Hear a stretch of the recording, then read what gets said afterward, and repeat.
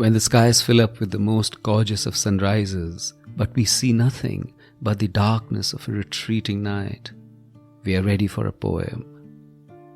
A poem always clears the sky. This is Sunil Bhandari, and you are listening to Uncut Poetry. Politics on the dining table. And the evenings were battlegrounds. My son spoke of the farmers, and I spoke of conspiracies. He stood up and spoke of divisions. I reminded him of the burgeoning GDP. Everything was kosher, nothing resolved. I secretly loved him for his ability to believe. He openly hated me for supporting extremities. He stormed out exasperated. I stayed back, a foolish smile plastered on my face. I knew it was merely smoke on water, belief masquerading as reality, indignation knackered enough to be argument. And I thought there was too much joy to be resolved, to get lost in the labyrinth of dogma, for a son to leave dessert uneaten, and for me to eat it guiltless.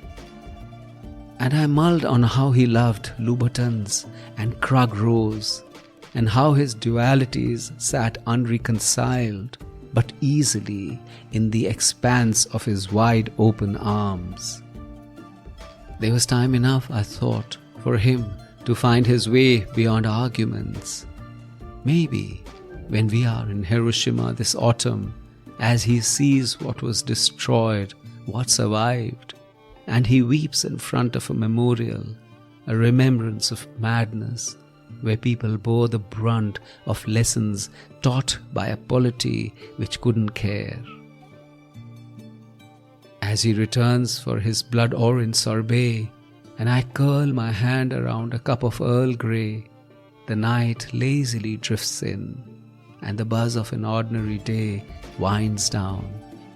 He links his arm to mine as we gaze out of the window into the lake below, strangely reconciled, far removed to what never adds up. A patriotism without humanity, a sum, yes, but of all that diminished us. A patriotism without humanity, a sum, yes, but of all that diminished us.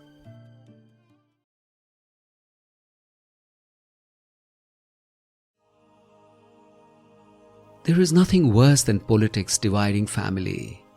I have seen people develop distaste for their dearest and closest because of being on opposite sides of the political divide.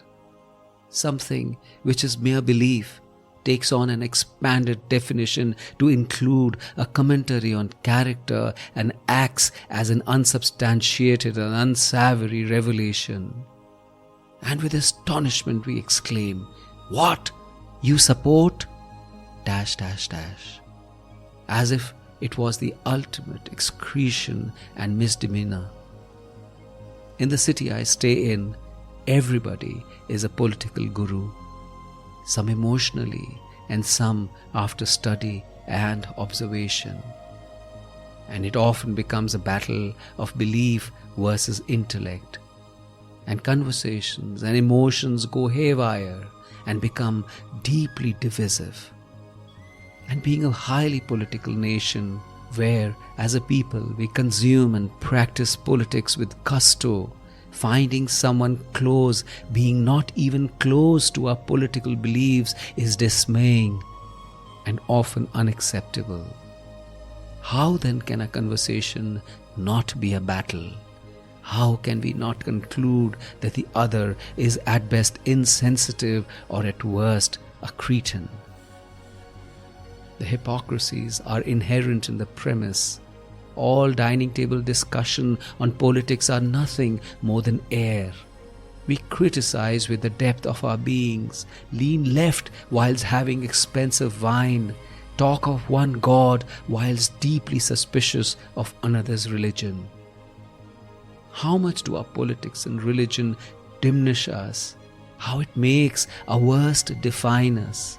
How much something which is nothing more than a reaction to headlines makes us be judgmental of the ones closest to us? In a life which is so short and so completely beautiful, we deliberately lean into what we think defines us, when at best it is an amorphous state, changing as we understand more, read more, feel more, see more. We bring tragedy merely because we give importance to the transient.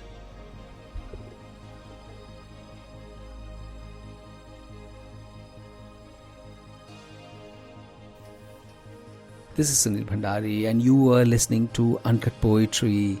If you enjoyed this poem, rate it on Spotify or leave a comment on Apple Podcast.